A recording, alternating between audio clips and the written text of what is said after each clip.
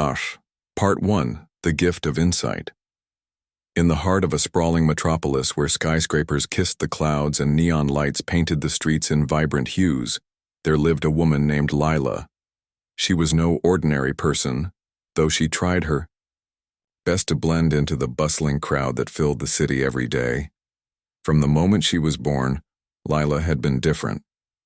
Unlike others who relied on words and expressions to communicate, Lila could hear something deeper, the unspoken thoughts swirling inside people's minds. It wasn't magic or science fiction, it was simply how her brain worked.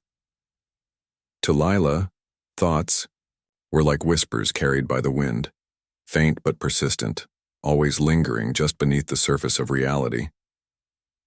As a child, she hadn't understood why everyone else seemed oblivious to these voices while they overwhelmed her senses.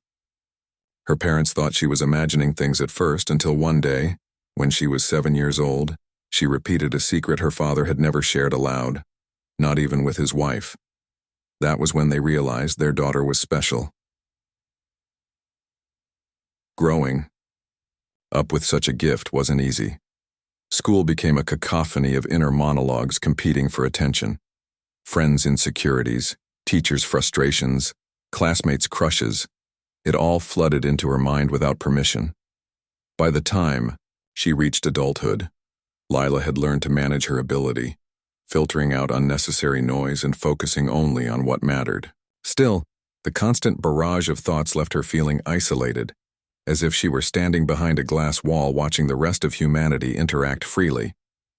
To make sense of her unique talent, Lila decided to use it for good. She trained as a counselor and eventually joined the Mind's Eye Institute, a renowned organization dedicated to helping people navigate their emotional struggles. Her role was simple yet profound. She listened, not just to what people said, but to what they couldn't bring themselves to express. Clients came to her seeking guidance for everything from relationship troubles to career dilemmas, and Lila guided them through their inner turmoil with remarkable clarity. They called her the empath, though few truly understood the depth of her abilities. Despite her success, Lila often felt lonely. Being surrounded by so many voices made it hard for her to find peace. At night, when the city quieted down and the hum of thoughts faded, she would retreat to her small apartment overlooking the river. There she found solace in the silence, gazing at the stars and wondering if anyone else in the universe felt as disconnected as she did. That changed one rainy afternoon when she noticed him for the first time. He sat at a corner table in the cafe across from her office, sketching in a worn notebook. His dark hair fell messily over his forehead, and his fingers moved deftly across the page, leaving trails of ink that transformed into lifelike images. What caught Lila's attention, however, wasn't his artistry. It was the absence of sound. In a world filled with mental chatter, this man's mind was eerily silent. Curiosity tugged at her. Over the next few weeks, she found herself glancing toward the cafe window whenever she passed by. He was always there, sipping black coffee and lost in his work. Each time Lila hesitated, unsure whether to approach him. Something about his presence intrigued her, a mystery she couldn't ignore. Finally, one drizzly Tuesday, fate intervened. Lila had stepped outside during her lunch break, clutching an umbrella against the rain. As she hurried toward the cafe, she slipped on the wet pavement and stumbled. Before she could fall, strong hands steadied her. Looking up, she saw him, the silent stranger from the cafe. "Are you okay?" he asked, his voice calm and warm. Flustered, Lila nodded. "Yes, thank you. I wasn't paying attention." A smile played on his lips. "No harm done, just don't let the weather get the better of you." They introduced themselves then. His name was Daniel, and struck up a conversation. He told her he was an artist, working freelance while pursuing personal projects. When she mentioned her job as a counselor, he listened intently, nodding as if genuinely interested. For the first time in years, Lila felt completely present in a conversation. There were no intrusive thoughts, no hidden fears or doubts clouding her perception.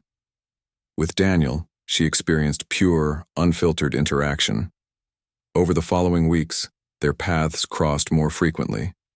Sometimes they talked, briefly before parting ways. Other times they lingered over coffee, discussing everything from philosophy to their favorite books. Lila discovered that Daniel had a sharp wit and a deep appreciation for beauty, whether in art or nature. Yet despite his openness, certain parts of him remained elusive. He rarely spoke of his past, and when pressed, he would deflect with a light-hearted joke or change the subject entirely. Still, Lila couldn't shake the feeling that there was more to him than met the eye. Why was his mind so silent? Was it natural? Or had he somehow shielded himself from her telepathy? And most importantly, why did his silence feel less like a barrier and more like a challenge, one she couldn't resist? Though she didn't realize it yet, Daniel was about to change her life in ways she could never have imagined. But for now, she was content simply enjoying the rare tranquility his presence brought. In a world full of noise, Daniel was her quiet refuge, a mystery wrapped in warmth waiting to be unraveled. As the days turned into weeks, Lila began to wonder, could silence hold its own kind of truth? Or was it hiding secrets too painful to face? Only time would tell. Part 2. A Silent Mystery. As weeks passed, Lila found herself increasingly drawn to Daniel. Their friendship blossomed naturally, like two puzzle pieces fitting together without effort. They shared long conversations about art, philosophy, and life's little quirks, often losing track of time until the cafe staff began clearing tables around them. For Lila, these moments were a rare gift, a chance to connect with someone without the constant hum of intrusive thoughts in the background. With Daniel, she felt lighter, freer, as though the weight of her ability had been lifted, if only temporarily. But despite the ease of their bond, Daniel remained an enigma. While he was open and kind, there were parts of him that seemed carefully guarded. He avoided crowded places, preferring quiet corners where he could sketch or read undisturbed. When asked about his past, he offered vague answers, steering the conversation toward safer topics. Lila couldn't help but notice the faint shadows in his eyes whenever certain subjects came up. Shadows that hinted at pain buried deep beneath his calm exterior. Her curiosity grew stronger with each passing day. What was it about Daniel that made him so different? Why did his mind remain silent when everyone else's thoughts rang out loud and clear to her? She had encountered others before who possessed mental barriers, people trained to shield their thoughts or those whose minds operated on frequencies she couldn't access, but none quite like Daniel. His silence wasn't just a lack of noise. It felt deliberate, almost protective, as though he carried something fragile within him that he didn't want exposed. One afternoon, as they sat together in the cafe, Lila decided to broach the topic gently. "You know," she began, stirring her tea absent-mindedly, "you're unlike anyone I've ever met." Daniel raised an eyebrow, amused. "Is that a compliment or a warning?" She laughed softly. "It's definitely a compliment, but there's something about you that puzzles me. You're so quiet, not just in how you speak, but in how you think. Or rather," she hesitated, unsure how much to reveal, "I can't hear your thoughts." His expression shifted subtly, a flicker of surprise crossing his face before he masked it with a smile. "Maybe I don't think as much as you do," he joked, trying to lighten the mood. "Or maybe my brain is just broken." Lila shook her head. "No, it's not that. I've met people who are hard to read, but never someone completely silent. It's fascinating." For a moment, Daniel looked away, staring out the window at the rain-soaked streets. When he spoke again, his voice was softer, tinged with something unreadable. "Let's just say I've learned to keep certain things to myself. Not everyone needs to know what's going on inside my head." The comment lingered between them, heavy with unspoken meaning. Lila wanted to press further, to ask what he meant, but she sensed it wasn't the right time. Instead, she changed the subject, allowing the tension to dissolve into light-hearted banter about his latest sketches. Yet, even as they laughed and teased each other, her mind raced with questions. What was Daniel hiding? And why did it feel so important to uncover the truth? Over the next few weeks, their friendship deepened. Lila introduced Daniel to some of her favorite spots in the city: a cozy bookstore tucked away in a narrow alley, a park where cherry blossoms bloomed in spring, and a rooftop cafe with panoramic views of the skyline. In return, Daniel showed her his world, taking her to art galleries and sharing stories about the inspiration behind his work. Each outing brought them closer, weaving threads of trust and understanding into the fabric of their relationship. Yet, amidst the joy, Lila couldn't ignore the growing sense of unease. There were moments when Daniel seemed distant, lost in thoughts he wouldn't share. Once, during a walk through the park, she noticed him pause abruptly, his gaze fixed on a group of children playing nearby. The look on his face was one of longing, mixed with sorrow, and when she asked if everything was okay, he simply smiled and said, "Just remembering something from long ago." These glimpses of vulnerability tugged at Lila's heart. She cared for him deeply, more than... Part 3, Cracks in the Silence. The next day, Lila couldn't focus on anything. Her mind kept replaying the fragments of Daniel's memories she had uncovered, flashes of a happy childhood interrupted by tragedy, the haunting image of a car crash, and the overwhelming sense of guilt that lingered like a shadow. She felt torn between her desire to understand him and the weight of invading his privacy. It wasn't just curiosity anymore. It was responsibility. If she truly cared for Daniel, she owed it to him and to herself to confront what she had seen. When they met later that afternoon at their usual cafe, Lila's nerves were frayed. She sat across from him, clutching her coffee cup tightly, unsure how to begin. Daniel seemed oblivious to her unease, smiling warmly as he sketched something in his notebook. The silence between them felt heavier than ever, not because of his quiet mind, but because of the storm brewing inside hers. "Daniel," she finally said, her voice trembling slightly. "We need to talk." He looked up, surprised by the seriousness in her tone. "What's wrong?" Lila hesitated, searching for the right words. How could she explain something so invasive without making him feel betrayed? Taking a deep breath, she decided honesty was the only way forward. I did something I shouldn't have. Something I promised myself I'd never do unless absolutely necessary." His brow furrowed, concern etched into his features. "What are you talking about?" "I read your mind," she admitted, her voice barely above a whisper. The confession hung in the air, heavy and undeniable. For a moment, Daniel didn't react. He simply stared at her, his expression unreadable. Then slowly, he closed his notebook and set it aside. "You went into my head?" he asked, his voice low and measured. Lila nodded, tears welling up in her eyes. "I'm so sorry, I didn't mean to. I just wanted to understand you better. But when I tried, I saw things, memories, things you've been hiding." Daniel leaned back in his chair, his jaw tightening. For the first time since they'd met, his calm demeanor cracked, revealing the anger simmering beneath the surface. "How could you do that?" he demanded, his voice rising. "You know how private I am. You know I don't share everything for a reason." "I know," Lila exclaimed, her own emotions spilling over. "And I hate myself for doing it. But now that I've seen those memories, I can't unsee them. I can't pretend I don't know why you're the way you are." "What exactly did you see?" he asked sharply, though his tone softened slightly. She swallowed hard, choosing her words carefully. "A house, laughter, and then a car accident, a boy crying. So much pain, Daniel, so much guilt. I think it's tied to someone you lost."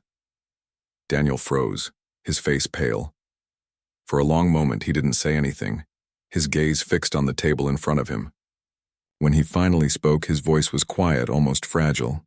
"That's none of your business." "It is my business," Lila shot back, surprising even herself with the intensity of her response. "Because I care about you. Because I want to help you carry whatever burden you've been shouldering alone all these years." "You can't help me," he said bitterly, shaking his head. "No one can. Yes, I can, she insisted, leaning forward. But only if you let me in. Only if you stop shutting everyone out, including me. Daniel stood abruptly, shoving his chair back with a sharp scrape. I can't do this right now, he muttered, grabbing his notebook and heading for the door. Wait. Lila called after him, but he was already gone, disappearing into the crowded streets outside. She slumped back in her seat, feeling utterly defeated. Instead of bringing them closer, her actions had driven a wedge between them. A wedge built on trust broken and secrets exposed.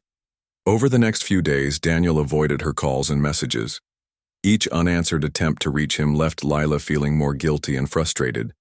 She knew she had crossed a line, but she also believed her intentions were pure. Wasn't love supposed to be about understanding each other's deepest truths? Or had she misjudged the boundaries of their relationship entirely? Her work suffered as a result. Clients noticed her distraction, and whispers began spreading about the counselor whose powers might have outgrown her control. One evening, after a particularly difficult session, Lila found herself sitting alone in her office staring blankly at the city skyline. She replayed every interaction with Daniel in her mind, dissecting what went wrong and wondering if there was any way to fix it. It was during this period of self-reflection that she remembered Dr. Elias Venn, a retired neuroscientist who specialized in psychic phenomena. Years ago, Venn had written extensively on the ethical implications of telepathy, advocating for responsible use of such abilities. Perhaps he could offer guidance, or at least help her make sense of the mess she'd created. The next morning, Lila visited Venn at his modest home on the outskirts of the city. He greeted her warmly, inviting her inside and offering tea before settling into a cozy armchair. After explaining the situation, Lila waited anxiously for his response. Ben listened, intently stroking his beard thoughtfully. When she finished, he sighed deeply. "You've made a grave mistake, my dear," he said gently. "Forcing someone to confront buried emotions can be dangerous, not just for them, but for you as well." "I know that now," Lila admitted, her voice filled with regret. "But what do I do? How do I fix this?" "There may not be a way to fix it," Venn replied honestly. "Some wounds run too deep to heal overnight. What you must decide is whether you're willing to respect Daniel's boundaries, even if it means losing him." The words hit Lila like a punch to the gut. Could she really step back and give him space, knowing how much she cared about him? And yet, deep down, she understood that pushing him further would only drive him farther away. Determined to make amends, Lila sent Daniel a final message. "I'm sorry for what I did," she wrote.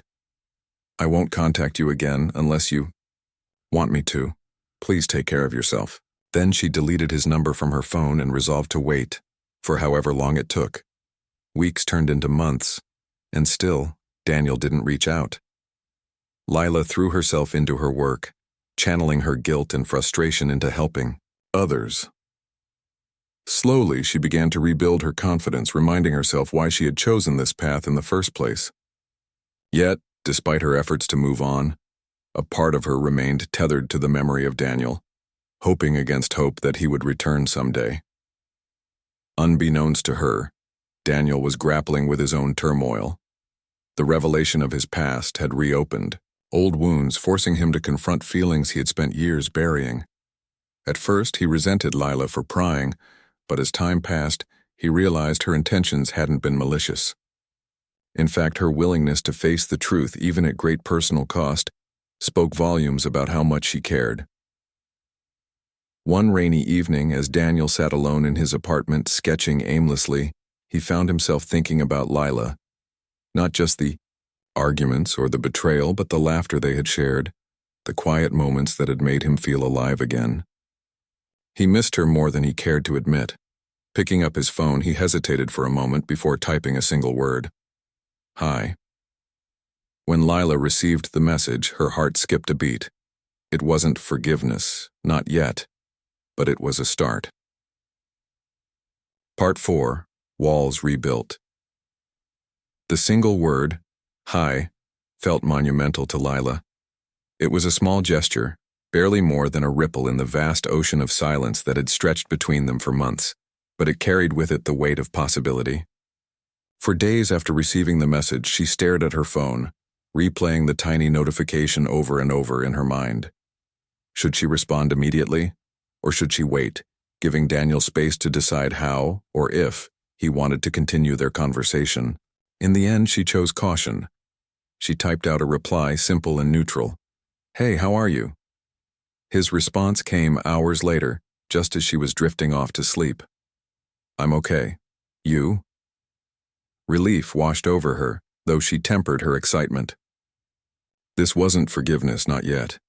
But it was an opening, a crack in the wall he had built around himself since their last meeting. Over the next few days, their messages remained sparse and careful, neither of them willing to dive too deeply into the emotions they both knew were simmering beneath the surface.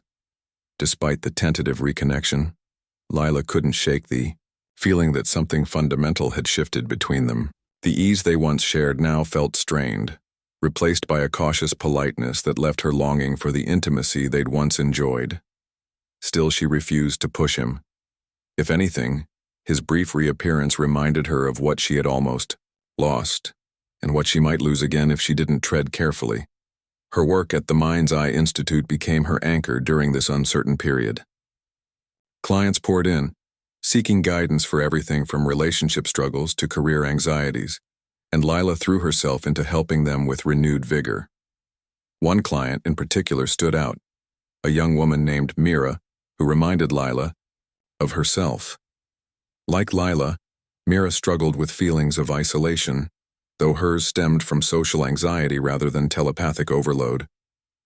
Their sessions often veered into discussions about trust, vulnerability, and the importance of boundaries, topics that resonated deeply with Lila, given her fractured connection with Daniel. Through Mira, Lila began to rediscover the joy of connecting, without prying. She realized that while her ability to read minds gave her unique insights, it also sometimes blinded her to the value of simply listening. Mira's progress inspired her to reflect on her own journey. Sci-Fi Part 5, A New Perspective. The days following their confrontation at Vale Industries were a whirlwind of conflicting emotions for Lila. On one hand, she felt a surge of determination to bridge the gap between them, to find a way to reconcile Daniel's fears with her own values. On the other hand, she couldn't ignore the ethical weight of his project. The idea of creating technology that could block psychic abilities entirely was unsettling, not just because it threatened her profession, but because it risked dehumanizing human interaction altogether. Lila knew she couldn't tackle this alone. If she wanted to make a difference, she needed allies, people who understood both sides of the issue and could help craft a solution that balanced privacy with connection. Her first step was reaching out to Dr. Elias Venn again, hoping his expertise in psychic phenomena might shed light on how to navigate such uncharted territory. Venn listened intently as Lila explained the situation, nodding thoughtfully before responding. "You're right to be concerned," he said. "Blocking psychic abilities outright is a slippery slope. It assumes that all psychics are predators, which isn't true, but we also can't dismiss the legitimate fears of those who feel vulnerable around us." "So what do we do?" Lila asked, frustration creeping into her voice. "How do we protect people without alienating them?" Venn leaned back in his chair, stroking his beard as he considered the question. "Perhaps the answer lies in regulation rather than elimination. Instead of blocking psychic powers completely, why not develop tools that allow individuals to regulate access, something voluntary, where consent is key?" The idea sparked something in Lila's mind. Regulation, not eradication. Empowerment, not fear. What if there was a way to give people control over their mental privacy without severing the bonds of empathy and understanding? Inspired, Lila decided to take this concept to Daniel. She knew approaching him wouldn't be easy. Their last conversation had left things unresolved, and trust still hung precariously between them. But she believed they owed it to each other, and to themselves to try. When she arrived at Vale Industries, Daniel greeted her with cautious politeness, leading her to a quiet meeting room away from prying eyes. The tension between them was palpable, though neither of them mentioned it outright. After exchanging pleasantries, Lila dove straight into her proposal. "I've been thinking about what you said," she began, her tone measured. "About giving people control over their thoughts. I agree it's important, but I think there's another way to approach it." Daniel raised an eyebrow, intrigued despite himself. "What do you mean? Instead of blocking psychic abilities entirely, why not create tools that let people choose when and how much access others have?" she explained. "Something like adjustable filters. That way, people can decide for themselves whether they want to engage with someone like me or keep their thoughts private." For a moment, Daniel didn't respond. He stared at her, his expression unreadable, as though weighing the implications of her suggestion. Finally, he spoke. "It's an interesting idea," he admitted. "But do you really think people will trust something like that? Won't they always wonder if it's working properly or if someone's finding a way around it?" "That's where transparency comes in," Lila countered. "If we involve ethicists, neuroscientists, and even representatives from the psychic community, we can design something that's fair and reliable, something built on mutual respect instead of fear." Daniel sighed, running a hand through his hair. "Even if it's possible, it won't be easy. We'd need funding, resources, and a lot of public support." "We could start small," Lila suggested. "A pilot program, maybe. Test it with volunteers who understand the stakes and are willing to provide feedback." Her enthusiasm was contagious, and Daniel found himself softening slightly. For months, he had poured his energy into building walls, literal and metaphorical, that would shield people from intrusion. But now, sitting across from Lila, he began to see the flaws in his approach. Walls kept people safe, yes, but they also isolated them. Filters, on the other hand, offered choice, a middle ground that honored both vulnerability and autonomy. "Okay," he said finally, surprising even himself. "Let's explore it, but only if you're willing to work together." Lila smiled, relief washing over her. "Always." Over the next several weeks, Lila and Daniel collaborated closely, pooling their knowledge and resources to develop a prototype for what they dubbed the Mind Veil. Unlike the original concept, which aimed to block psychic abilities entirely, the new device functioned more like a dimmer switch, allowing users to adjust the level of mental shielding according to their comfort. When fully activated, it created a barrier strong enough to deter even the most skilled telepaths. When lowered, it permitted limited access, fostering controlled connections rather than complete isolation. Their partnership wasn't without challenges. Old wounds occasionally resurfaced during late-night brainstorming sessions, forcing them to confront lingering doubts and insecurities. Yet with each hurdle they cleared, their bond grew stronger. They learned to communicate openly, balancing honesty with compassion, and discovered that their differences weren't obstacles, they were strengths. As the project gained momentum, word spread throughout the city. Psychics and non-psychics alike took notice, intrigued by the potential of a tool that prioritized consent over control.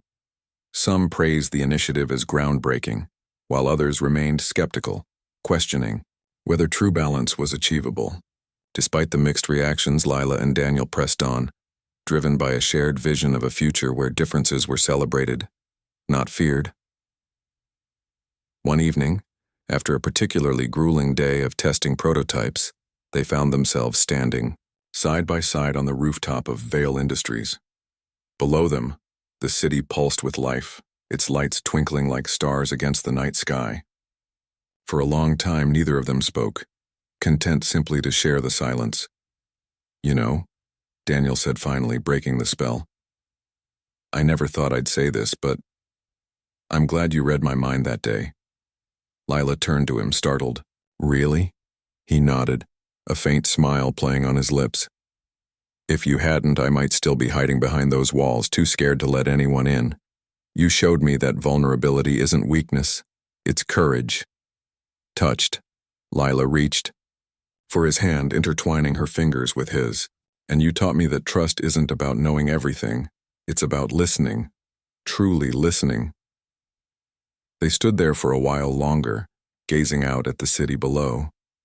Though challenges lay ahead, they faced them together, united by a shared belief in the power of connection. In that moment, surrounded by the hum of humanity, Lila realized something profound. Love wasn't about reading minds or building walls. It was about finding a way to meet in the middle, heart to heart. Little did they know their journey was far from over, but for now, they were content simply to breathe, to listen, and to dream of a brighter tomorrow. Part 6. Confrontation and Revelation. The Mind Veil prototype was nearing completion, and excitement buzzed through the halls of Veil Industries. Teams of engineers, neuroscientists, and ethicists worked tirelessly to refine the device, ensuring it met the highest standards of safety and reliability. Public interest had grown exponentially, with news outlets dubbing the project a revolution in human connection. Yet, beneath the surface of progress, tensions simmered. Lila and Daniel's partnership had brought them closer than ever, but old wounds still lingered. While they had found common ground in their shared vision, unresolved questions about trust and responsibility continued to haunt them. For Lila, the guilt of invading Daniel's mind remained a constant ache, while Daniel wrestled with his fear of vulnerability, even as he opened up more with each passing day. One evening, after a long day of testing, Lila sat alone in the lab, staring at the sleek silver device on the table before her. It was small enough to fit in the palm of her hand, yet its potential impact felt immeasurable. She couldn't help but marvel at how far they'd come. From adversaries to collaborators, from broken trust to tentative reconciliation.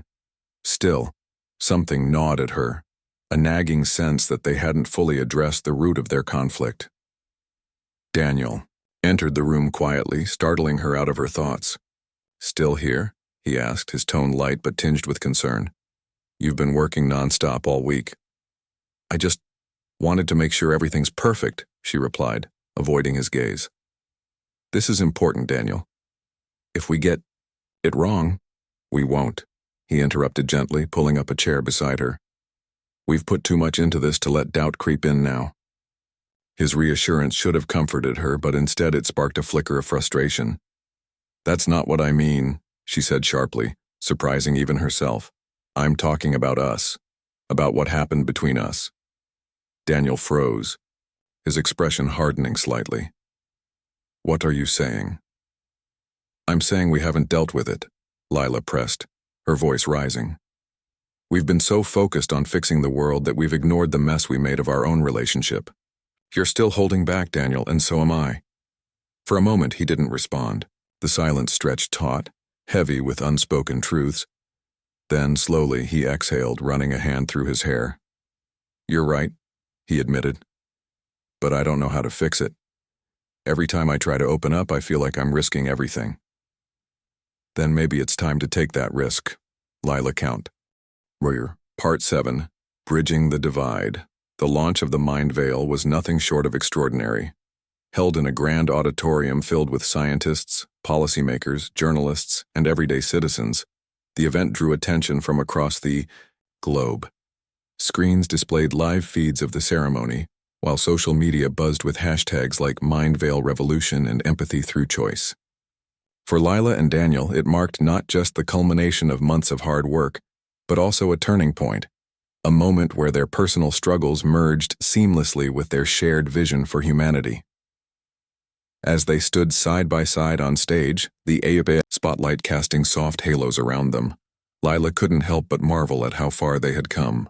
Months ago, she had feared losing Daniel forever after violating his trust. Now they stood united, presenting a tool that embodied compromise, understanding, and hope. The journey hadn't been easy, but every challenge had brought them closer, not just to each other, but to the essence of what made human connection so profound. Daniel stepped forward first, addressing the audience with quiet confidence. "When we started this project," he began, his voice steady yet warm, "we didn't set out to change the world. We simply wanted to create something that could bridge the gap between fear and trust, between vulnerability and safety. What we've built here today isn't just technology, it's a choice. A choice to protect yourself without isolating others. A choice to connect without sacrificing your boundaries." Applause rippled through the crowd, and when Daniel stepped, Back, Lila took his place. Her heart raced as she looked out at the sea of faces, each one representing a different perspective, a unique story. She felt the weight of responsibility pressing down on her shoulders, but also the buoyancy of hope lifting her higher. The mind veil is more than a device, she said, her voice resonating clearly. It's a reminder that empathy doesn't require perfection. It requires effort, the willingness to listen, to adapt, and to meet people where they are. This project wouldn't exist without collaboration, without learning to balance differences. And if two people who once struggled to understand each other can build something like this together, then imagine what the rest of us can achieve. Her words hung in the air, met with thunderous applause. Cameras flashed, capturing the moment as Lila and Daniel exchanged a glance, their unspoken bond speaking volumes. They weren't just inventors or innovators. They were proof that even the deepest divides could be bridged with patience, courage, and love. In the weeks following the launch, the Mind Veil became a global sensation. Adoption rates soared as individuals and organizations embraced its potential to foster safer, more respectful interactions. Psychics hailed it as a breakthrough that validated their role in society, while skeptics praised its emphasis on consent and autonomy. Schools incorporated it into anti-bullying programs, workplaces used it to promote mental health awareness, and families adopted it to navigate sensitive conversations. But perhaps the most significant impact was felt within communities themselves. People who had once feared psychic abilities began opening up, realizing that understanding didn't have to mean intrusion. Conversations shifted from suspicion to curiosity, from division to dialogue.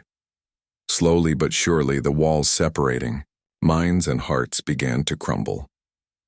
For Lila and Daniel, the success of the Mind Veil brought both joy and reflection. Their days were filled with interviews, meetings, and public appearances, yet they carved out time to nurture their relationship.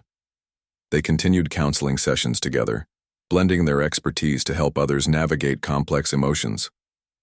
Through these experiences, they deepened their own understanding of trust, resilience, and forgiveness. One evening, as they walked along the riverbank near Lila's apartment, Daniel stopped suddenly, turning to face her. "Do you remember the first time we met?" he asked, a playful smile tugging at his lips. Lila laughed, nodding. "How could I forget? You saved me from falling flat on my face." "And now look at us," he mused, gesturing toward the city skyline glowing in the distance. "Saving the world, one mind at a time." She rolled her eyes good-naturedly, though her expression softened. "We're not saving the world, Daniel. We're just helping people find their way." "Isn't that the same thing?" he countered, pulling her close. They stood there for a long moment, wrapped in each other's arms, watching the water ripple under the moonlight. In that quiet embrace, they acknowledged the truth. Their journey wasn't about fixing everything. It was about making things better, one step at a time. Months later, during a rare afternoon off, Lila sat in their favorite cafe, sipping tea and sketching ideas for future projects. Across from her, Daniel worked on a new painting, his brushstrokes bold and confident.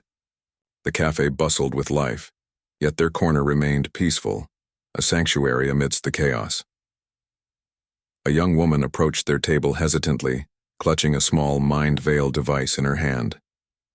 "Excuse me," she said shyly. "Are you Lila?" "And Daniel?" They exchanged amused glances before nodding.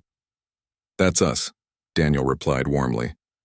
"I just wanted to say thank you," the woman continued, her voice trembling with emotion. "This thing changed my life. I used to feel like no one understood me, but now I finally feel safe enough to let people in." Tears welled in Lila's eyes as she reached out, placing a hand over the woman's. "You don't need to thank us," she said softly. "Just promise to keep sharing your story. That's how real change happens." The woman nodded, gratitude shining in her eyes before walking away. As she disappeared into the crowd, Daniel turned to Lila, raising an eyebrow. "Still think we're not saving the world?" She laughed, shaking her head. "Okay, maybe we're doing a little bit of that." They shared a knowing smile, the kind that came from years of growth, struggle, and triumph. Together, they had transformed pain into purpose, silence into connection, and fear into hope. And though challenges undoubtedly lay ahead, they faced them with the unwavering belief that even the smallest choices could reshape the future. As the sun dipped below the horizon, painting the sky in hues of gold and crimson, Lila gazed at Daniel, her heart full. Love, she realized, wasn't about reading minds or building walls. It was about finding the courage to meet in the middle, heart to heart, and building bridges strong enough to carry them both. And in that moment, surrounded by the hum of humanity and the promise of tomorrow, she knew they had done exactly that.